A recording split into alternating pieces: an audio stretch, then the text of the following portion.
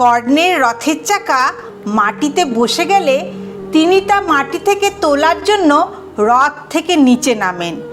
এই সময় তিনি নিরস্ত ছিলেন। ভগবান শ্রীকৃষ্ণ তৎক্ষণাৎ অর্জুনকে কর্ণের উপর বাণ মেরে হত্যা করার নির্দেশ দেন।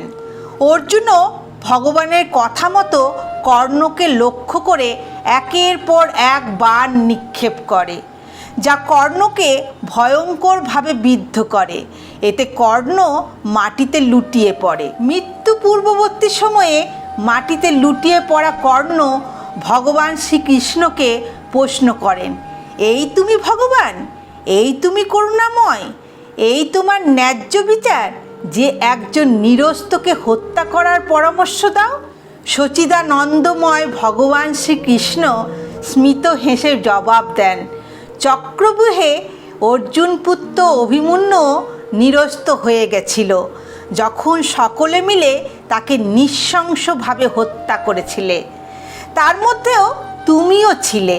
তখন তোমার এই ধর্মজ্ঞান কোথায় ছিল কর্ণ? এ জগতে যে যেরূপ কর্ম করবে আমিও তাকে সেইরূপ কর্মফলই প্রদান করি। ইহাই আমার বিচার। অতএব কর্ম করুন।